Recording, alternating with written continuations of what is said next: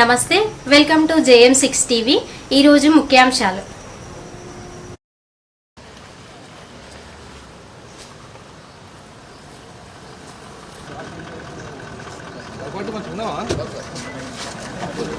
ప్రస్తుత పరిస్థితి ఏంటి మేడం, ఇంతవరకు హాఫ్ కేజీ కూడా సన్నటి తీసుకోవాలి, సన్నవాడు తీసుకోవాలి మా కాన్స్టిట్యూన్సీలో. ఇంతవరకు మ్యాక్సిమం నేను అనుకుంటా 50,000 కన్నా ఎక్కువ మన ప్రొక్యూర్మెంట్ కాలేదు మన డిస్టిక్లో. మ్యాక్సిమం 50 అంతకన్నా ఎక్కువ కాలేదు.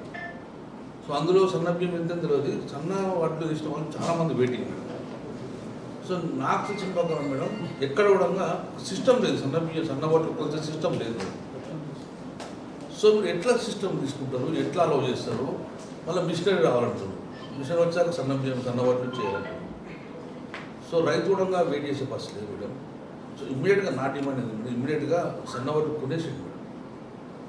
సో ఇంతవరకు మా కాన్స్టిట్యూన్సీలో హాఫ్ కేజీ కూడా కొనలేదు, హాఫ్ కేజీ కూడా కొనలేదు. సో ఇంకా రైతులందరూ వెయిటింగ్ మేడం, ఎప్పుడు కొంటారండి. ఎక్కడ దాని మీద యాక్షన్ లేదు, ఎక్కడ సిస్టమ్ లేదు మేడం. నేను ప్యాక్స్ చేయను మేడం. యాక్చువల్లీ నేను కూడా డేటా రోజు తీసుకుంటున్నా. సో జస్ట్ వచ్చింది, అది ఈ కండిషన్లో లేదు. 54,000 రైతులు వచ్చి ఆరబెట్టుకొని వాళ్ళు మధ్యవర్తి కొనుక్కుంటారు మేడం. అలాట్మెంట్ లేదు సార్, ప్రొక్యూర్మెంట్ అనేది జరుగుతుంది మేడం. ఆల్ రైతులు మొత్తం అమ్మేసుకున్నారు మేడం. ఫీల్డ్ కనబడుతుంది. వెన్నవైజ్ minister madam 95 lakhs metric ton చేశాను. ఇప్పుడు రాష్ట్రంలో 25 కన్నా ఎక్కువ వచ్చేటట్లేదు. మరి ఏముంది, సో మొత్తం సోల్డ్ అవుట్ మేడం. అందరు వెళ్ళిపోయారు. ఇంత రేట్ ఆఫ్ 18 340 సెంటర్స్ అంటే మీకు కూడా తెలుసు, 340 సెంటర్స్ మనం ఓపెన్ చేశాం. ప్రాబ్లమాటిక్ అనేది అంటే ఇప్పుడు స్టార్ట్ అయింది మేడం. మేము ప్రాబ్లం చేస్తలేము madam. We're supporting procurement start చేసినాం. కానీ 42 days madam procurement zero madam. 1638 అది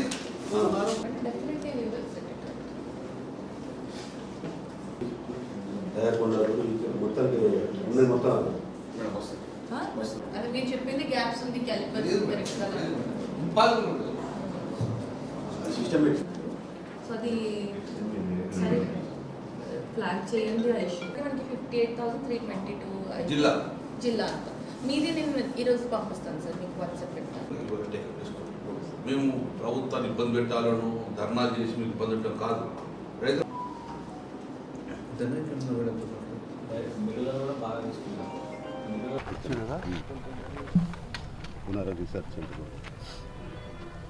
ఈరోజు కరీంనగర్ జిల్లా రైతు సమస్యల గురించి కలెక్టర్ గారిని కలవడం జరిగింది.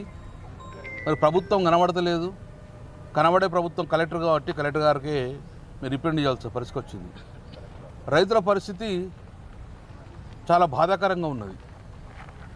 అక్టోబర్ 1 నుంచి ప్రొక్యూర్మెంట్ స్టార్ట్ చేసిండ్రు. ఈరోజు నవంబరు 14వ తారీఖు, సుమారు 45 రోజులు ప్రొక్యూర్మెంట్ జరిగింది. ఇక్కడ ప్రొక్యూర్మెంట్ జరుగుతున్న మందకొండిగా ఇప్పటివరకు జిల్లాలో 44,000 మెట్రిక్ టన్ ధాన్యాన్ని మాత్రమే కొన్నారు. మేము ఉన్నప్పుడు కేసీఆర్ గారు ముఖ్యమంత్రి ఉన్నప్పుడు ప్రొక్యూర్మెంట్ చాలా స్పీడ్గా జరుగుతుంటే పండించిన పంటను కొనుగోలు కేంద్రాలకు వచ్చి కొనుగోలు కేంద్రాలే గవర్నమెంట్ కొన్న పరిస్థితి ఉండే. 150,000 మెట్రిక్ టన్ ధాన్యం ఇక్కడ ఉన్నాము. ఇప్పుడు 44,000 మెట్రిక్ ధాన్యం కొనే పరిస్థితి లేదు. ధాన్యం పండింది, కానీ పండిన ధాన్యం ఎడిపోయింది. ఈ ప్రభుత్వం కొనుగోలు చేయకపోవడం వలన మధ్యవర్తులు వచ్చి 400 రూపాయలు తక్కువ కూడా ఈరోజు రైతు దగ్గర కొనే పరిస్థితి ఉన్నది. అందుకే రైతు పండించిన పంట మొత్తం కూడా ఐకేఎఫ్ సెంటర్ రాకుండానే మధ్యవర్తులకు రైస్ మిల్లకు అమ్ముకునే పరిస్థితి కనబడింది. ప్రభుత్వం యొక్క చాతగారి ధనం వలన రైతులు సుమారు ఒక్కొక్క క్వింటాల్ మీద 400 రూపాయలు కూడా ఈరోజు లాస్ అయ్యే పరిస్థితి వచ్చింది, నష్టమయ్యే పరిస్థితి వచ్చింది. రెండోది, సన్న రకాలు పెట్టండి, సన్న రకాలకు బోనస్ ఇస్తామని చెప్పారు. 500 రూపాయలు బోనస్ ఇస్తాంటే మీ ప్రభుత్వం మాటలు నమ్మి చాలా వరకు కూడా సన్న రకాలు పెట్టాం. ఎక్కువ శాతం మా ప్రాంతంలో బీపీటీ సన్న రకాలు ఉంటాయి.